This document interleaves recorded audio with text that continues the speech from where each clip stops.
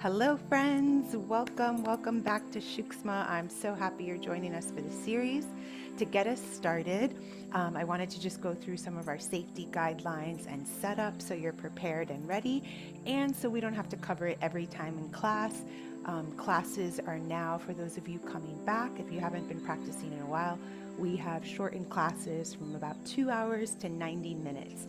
And a lot of that is just making sure that folks know these safety guidelines in advance and come to class with it already. So hopefully you're watching this before your first class or before coming back so you get a refresher. So I'll just go through the main points. Number one, you want to make sure you have a clear space. We will be standing most of the practice. We come down and lie down on our backs, and then we'll sit to close in meditation. So you just want to make sure you have space. I would check your arm wingspan space, right? Because we use that in the exercises. You want to have space to move your legs, right? Front, back, either way. So you just want to give yourself clear space. Of course, energetically, it's going to feel better to practice in clear space because the energy's open and now you can create something new, okay? So that's number one. Number two is you are going to want to make sure you have not eaten at least 2 to 3 hours before practice, okay? This is this is a practice that has a lot of pumping, right? Head to toe breath work. So there is a lot of navel activation. So you want to make sure to not have eaten or to at least have 2 to 3 hours of digestion, okay? So keep that in mind for those of you that are on my later time zones. If you're going to eat early, just make sure it's something maybe like fruit or smoothie, juice, light enough that you can digest by the time you come practice, okay? Next thing to be aware of is if you're pregnant. If you are pregnant, through any of our practices, you can absolutely do this practice. You're going to be doing a modified version, okay? That you will have to guide yourself, and you can reach out for any support, and of course during class. But in case you're doing classes on replays, you really need to tune in, which everybody's invited to do no matter what. But if you're pregnant, you will not be doing any stomach pumping or any breath retention, whether we hold the breath in or hold the breath out. You will not be doing that until you deliver the baby, because you are breathing for more than one person, and if you hold the breath, you stop their breathing as well. They have no idea what's going on. Not a good situation, right? So you will never hold your breath. You will also not do belly pumping, okay? Because that's going to be disruptive to the little one in there. So when it comes to these practices that we're doing, you're going to want to modify your breath. You can do long, deep breathing, which is highly recommended for pregnant women, to relax the nervous system.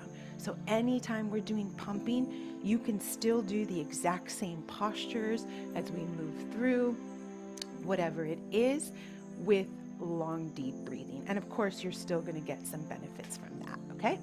So that is if you're pregnant.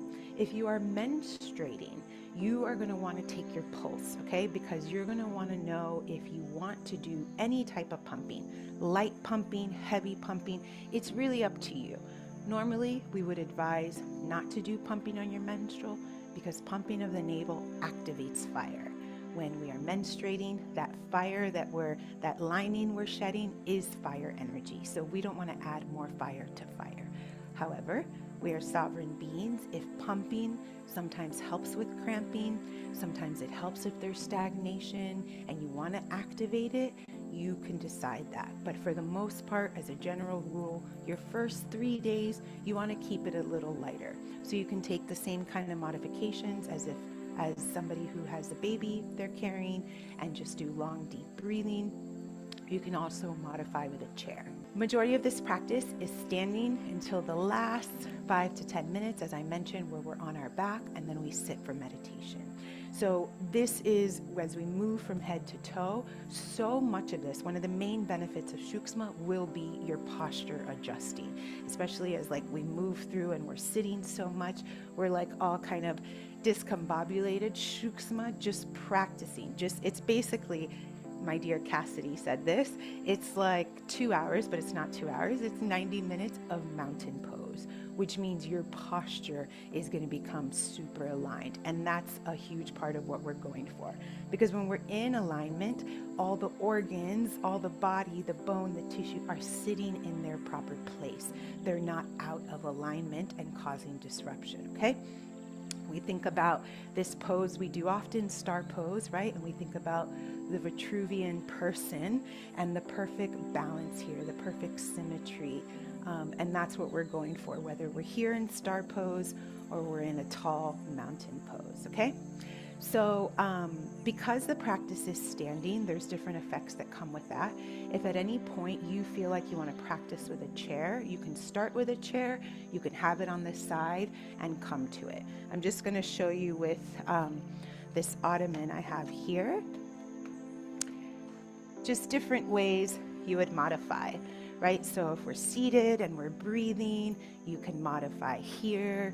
If you were doing pumping, you can gently pump here. If we change the angles of the head, which we tend to do, you would do that here. If we're doing things where we are kind of bent this way and we're going for our ankles or shins, you could do that by extending your leg and basically trying to touch from here with a bend, straight out, right? So these are the different ways you would modify with a chair, okay? So everyone should know you have that available to you. What's beautiful about this practice is how intimate we get with ourselves and our body. So every time you come to class, the first 5 to 10 minutes before we even start, if not earlier, you should already be checking in. Okay, today's a new day. Where's my body at, right? Women, we know we change every day with our cycles. So our body is the same. And it's the same whether you're a man, woman, anything in between, right? So you want to be checking in. How do I feel today? Do I need modification? Do I want to hold back on so much pumping? These are the things you're going to choose. You're going to make the decision, the choice for yourself, okay? Let's talk about bracing. Because we're standing so much, the way we want to make sure it's not enough to just stand for the 90 minutes, right? Because we could be like this. What we want is what we call is bracing, okay? Bracing means I'm standing tall and I'm going to tune into my hips. I'm going to tune into my spine. I'm going to tune into my neck, okay?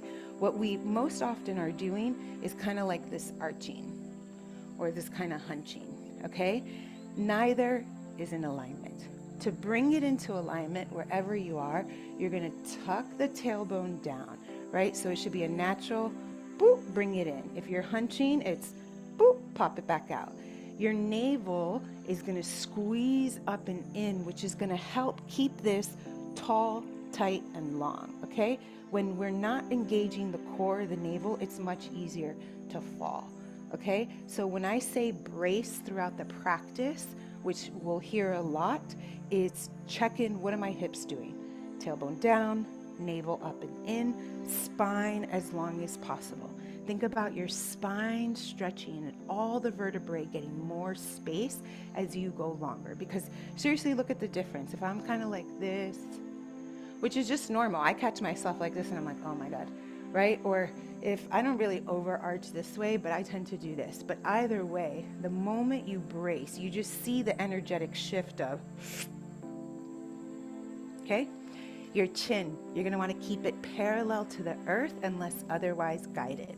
So this is a great one to find awareness with yourself. Do we tend to do this? Do we tend to do this? Do we tend to do something in between? This again is creating length in the neck, especially the back of the neck, the upper part of the spine, okay? That cervical spine, you want to stretch it out of your shoulders, not this way, but by lengthening, like I do this all the time with kids where I have them hold my hands and they feel like I'm lifting their head up, but literally we're lengthening here. So the spine is lengthening up out of the hips, the neck is lengthening up out of the shoulders, okay? So when we're in bracing, roll the shoulders back so that the chest is open, so we're not hunched over. Pull them back. Even think about your shoulder blades squeezing in the back without overarching. So squeeze, you feel that energetic shift. Navel up and in, chin level.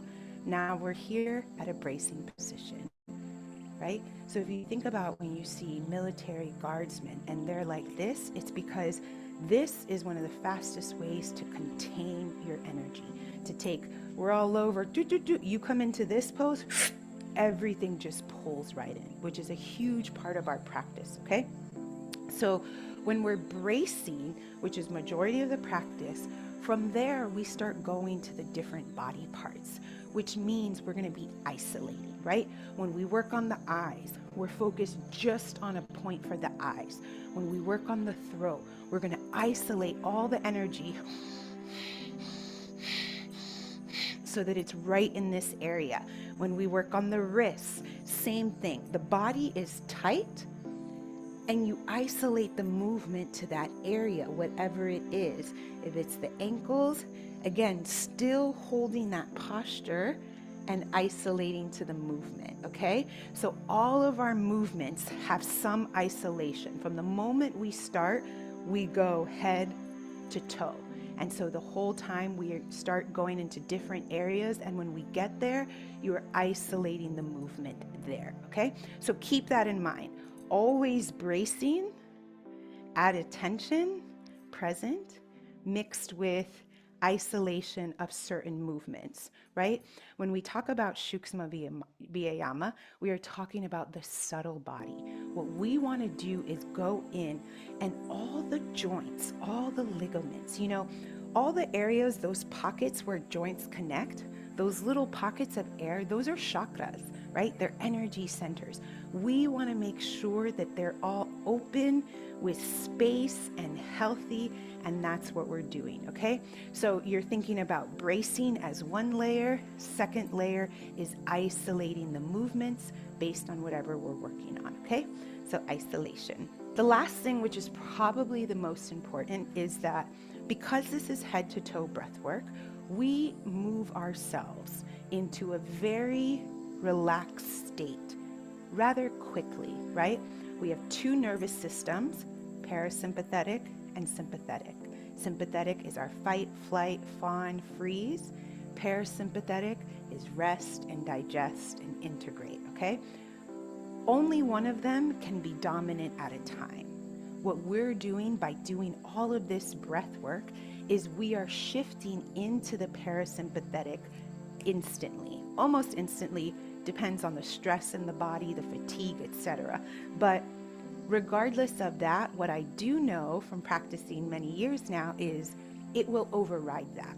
It may not be in the first exercise, it might be in the fourth, but eventually it's going to override your nervous system so that it suppresses the sympathetic down and makes the parasympathetic take the lead, okay? Which is what we want. That's when the body's relaxed. When the body's relaxed is the only time healing can happen, okay?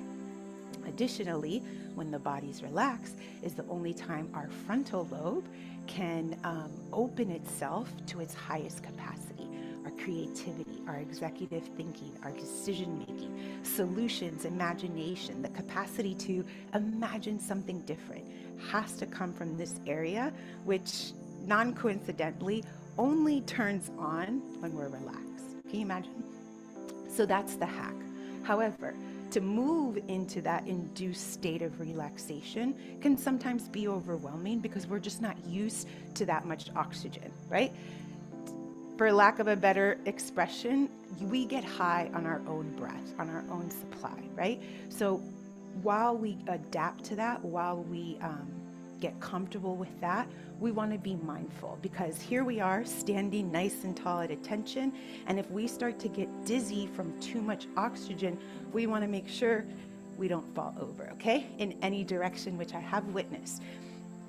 More commonly, it feels like a takeover where you can't stand, and hopefully you're aware enough to catch yourself, okay? But we want to be way advanced of that. That's why you're watching this now, okay? So you want to just be mindful that when you're new, don't overdo it on the overextending of the inhales and the hold or hold out, okay? So if at any time you ever feel dizzy and I haven't said exhale or inhale, you do it immediately. You don't even think twice about it. Oh, she didn't. It doesn't matter. If your body's telling you inhale, I want you to inhale. If If your body's telling you exhale, I want you to exhale, okay? So that's number one. You are in charge of you. Additionally, so now that you're aware of that, you've checked in with yourself at the start of practice. Am I feeling good? Do I need modifications? I got my water. Water's going to help keep your blood pressure up. So that's why you're encouraged to sip water throughout the classes. Okay? So in cutting back cues to cut a half hour out, I may not say it as much to drink your water throughout class, but I want you to be reminded of it, okay? As you need, but not big gulps, because again, when we get to the second half of practice, the second half of the body, where we start a lot of that pumping, you're not going to want to have too much fluid in there anyways, okay? So little sips of hot water, super effective, okay? So if you do get dizzy, what you're going to want to do is a few things. Number one, immediately step your foot out to balance yourself, so you're more sturdy instead of here, okay? So step your foot out. From here, a few options. If it feels okay, you can just start to move the energy. Again, we're increasing the capacity of our electrical circuit, right? Our nervous system. What we want to do is stretch it so that it can absorb more without a disruption, right? No different than if you're rewiring the electricity in a house and an outlet is for 150 volts, but you need to plug in 250 volts, you need to expand that system's capacity. Or when you plug in the 250 to the 150, it's going to short circuit. It's not going to be able, and it's going to cause that busy. We don't want that, okay? We're expanding our capacity so that we don't have to short circuit. So in the beginning, it takes a little bit of adjustment. So if it feels like a surge of energy, an excess of energy, just move it around, okay? Just move it. Another option, if you don't feel like that's available to you, you can come here. This crouching posture, which we do in the class, just to regain yourself, catch your breath, center. If that's still not working, option 3 is to come all the way down into a child's pose on your heels and then bowing forward so that your forehead touches the earth, your head goes below your heart, and you're just going to breathe there until it feels steady again, okay? So super important, just because we don't want anyone fainting. We don't want, and again, part of having a clear space, very normal. Even I, as a teacher, get those moments. If I haven't practiced, or sometimes after traveling or after menstruation, my body's different. My capacity's not the same. So sometimes I feel that extra surge of energy and I've got to address it myself. So there's nothing wrong with it. If anything, it's good because it means your system is strengthening. If you feel that surge of energy and you feel like, okay, I got this, what you're going to want to do is hold it. So you can squeeze the root, rectum, sex organs, and navel, all 3 up and in. What that does is it seals the container, your body, so that all the prana, which is the life force, and all the breathing we're doing stays inside, because that's the healing juice. That's the good stuff we want to coat our insides with. So when we're breathing and it's accumulating and then we hold, that's where either we can hold it, squeeze the root, hold it, let it integrate. You can always bend the knees slightly so that the nerve that's here gets a little like relief and it's not super tight. Just bend even while you're holding. I'm still bracing. I'm still squeezing my root, rectum, sex organs, navel, up and in. I'm still present and I'm holding. Knees slightly bent. Then I can exhale. Okay, so if you feel like you can hold that, that's what you can do. If it's too much, you immediately exhale, step out, and regain yourself with any of the different ways, okay? So I believe that covers our safety guidelines for Sukshma Vyayama, okay? Make sure you have water, make sure you've got clear space. Make sure you check in with yourself before. Do I want to do this standing, seated, a mix of the two? Don't forget about bracing throughout the practice. Even if I don't say it, check in with yourself, which of course, the more you practice, the more you're going to feel your body. And then what starts to happen is your body becomes used to it. So outside of practice, you'll be standing in line somewhere and you will notice, oh my God, my posture is like all over. Which of course, good posture brings clarity, not only the alignment of everything being in place, but it brings clarity, right? Because the oxygen can go where it needs, circulation's happening, so we just feel better, okay? So bracing, isolating the movements, what that means is, again, if we're here and we're focused on the wrist, everything is tight except the part that's moving. Here's what it looks like if it's not isolated. You see what I mean? I'm kind of like, all right, I'm doing my wrist, but I'm out of alignment. So I'm still holding, boom, boom, arms are tight. If somebody were to push, it's tight. That's what we're doing the whole practice. So you can see how that, layered with all the breathing, starts to squeeze stress, fatigue out of the body, okay? All right, my friends. So let me know if you have any questions as we get our practice started. I'm looking forward to practicing with you for the rest of December, and I will see you soon. Take care.